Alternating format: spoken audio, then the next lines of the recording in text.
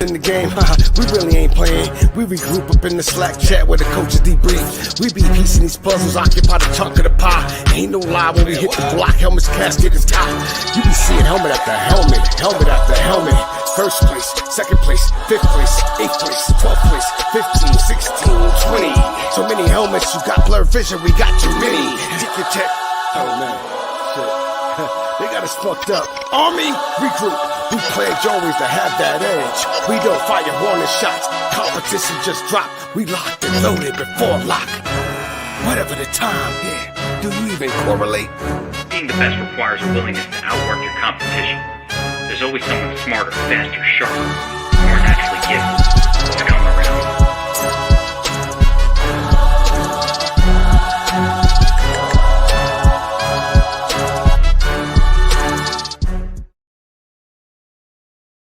What is up, everybody? It's DFS Up North, aka Josh Thomas, back with another PGA Fore Thoughts podcast. This week we are talking about the WGC Workday at Concession this year. This is typically the WGC Mexico Championship. We're at Chapultepec. It's taken me 4 years to say that. Now, since we can't cross the border, we are at Concession in Tampa, Florida, playing the WGC Workday Championship. The Concession is a Jack Nicklaus design. It's called Concession because of him conceding that putt to Tony Jacklin at the Ryder Cup back in the 70s so that he didn't miss and feasibly lose the tournament for the Euros, which was a great act of sportsmanship. But we are here at Concession, 72 golfer field. So we have a really, really small field this week. All top 50 in the world get invites, plus 22 others based on if they've won, things like that. But we have a really, really interesting field, and these WGCs lead to some interesting roster construction.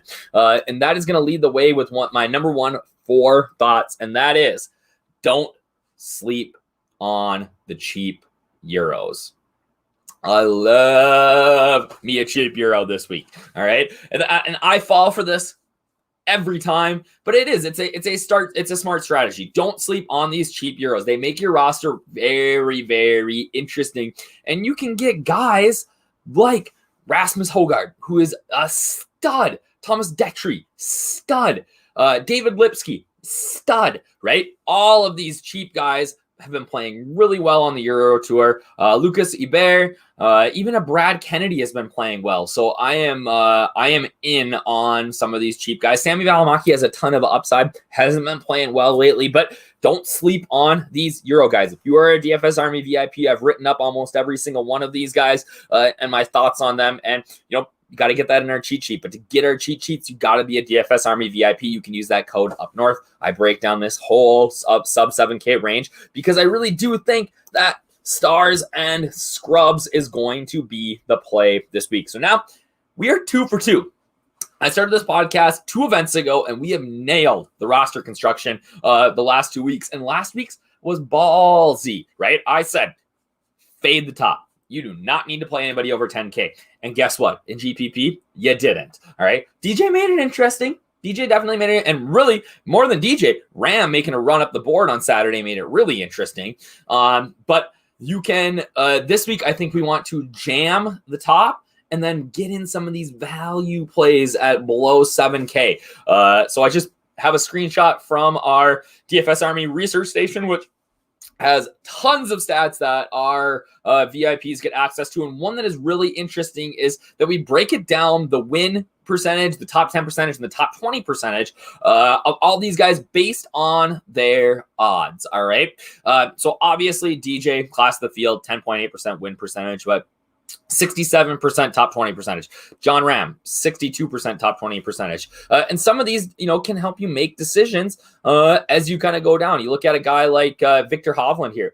He's got a better top 20 and better top 10 implied percentage than somebody like Brooks Koepka.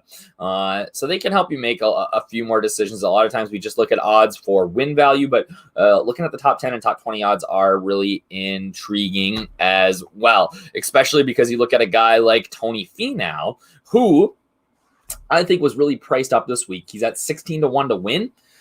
nobody's buying Tony for 16-1. That's just not happening. All right. That's not oopsies, we lost her here.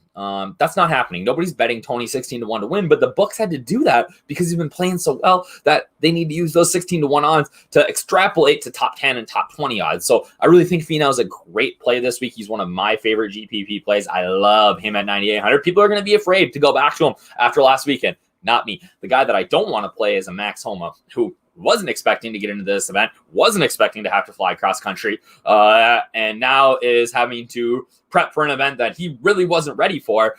So that's going to be a big fade for me this week with Homa. Fore thought number 3. I never use this stat.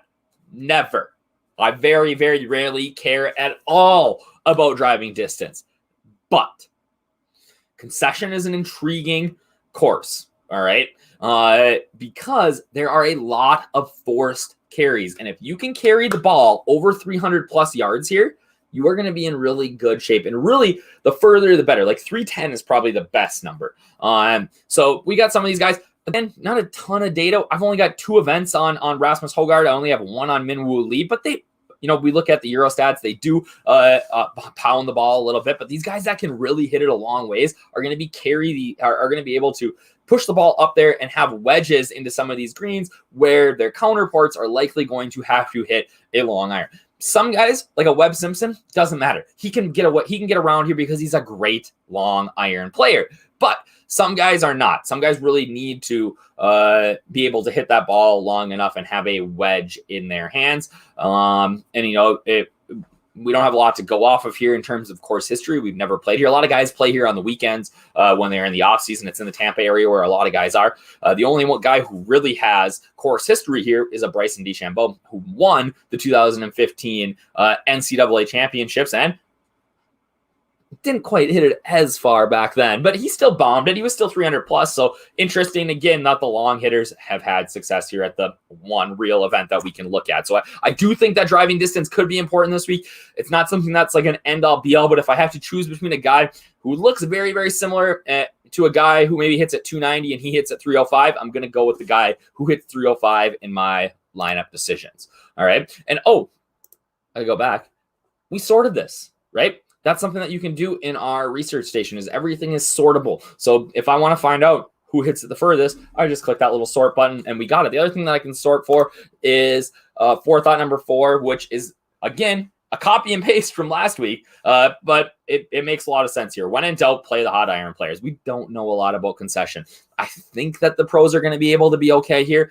It could be an event that maybe keeps it to like 8, 9, 10 for the winner, and it really could be 20. I wouldn't be surprised either way. So when in doubt, we always just play the hot iron players. I sorted this by the guys who are gaining the most strokes approach over their last 10 rounds, and it's pretty standard. Morikawa, Finau, Max Homa, Ram, Cantlay, DJ, and Tyrrell Hatton, right? Who we haven't seen in a little bit, but was playing very, very well over in Europe. So again, when in doubt, play those guys who are gaining strokes with their irons. And again, play the guys who, are consistently gaining strokes with their irons. There's a big gap here for Max Homa, right? We look at his last 25, 0.37, but last 10, 121. So that tells me that over his last 10 rounds, he's really seen a increase in his iron play. That's likely to come back to this baseline of like 0.37, 0.2, somewhere in there. And when that does, he's probably not going to be worth 8,600. So beyond the fact that I think he's a bad play having to come across country, not being ready for it, I just don't think that his iron play is going to be really sustainable here. So that is Fore Thought number 4. When in doubt, just play those hot iron players. All right. And finally, if you are not a DFS Army VIP, we have packages for just PGA. You can get access to all the content this week for $10.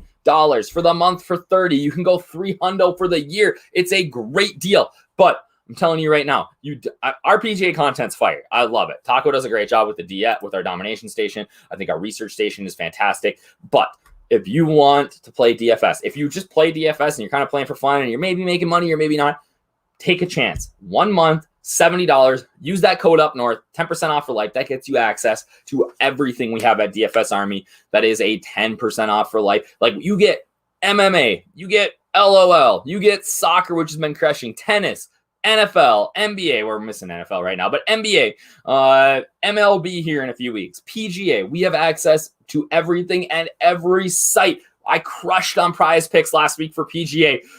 Our guys have been in our Prize Picks chat smashing NBA the last couple of weeks. So you get access to everything for one low price. That's $63 for a VIP monthly package when you use that code up north. So come join us. I'm looking forward. If you watch this video and you join from this video, give me a shout in Slack at DFS Up North. We can chat and I can give you some help. All right. And that's the other thing. You get that access to our chat channels. We got coaches there answering questions every single day. Some of the best players in the world, letting you pick their brains on roster selection, on contest selection, all of that stuff. Don't miss out. All right. That's what I got for the Fore Thoughts PGA podcast this week. Be on the lookout for those green screens from those DFS Army helmets up top. See you guys.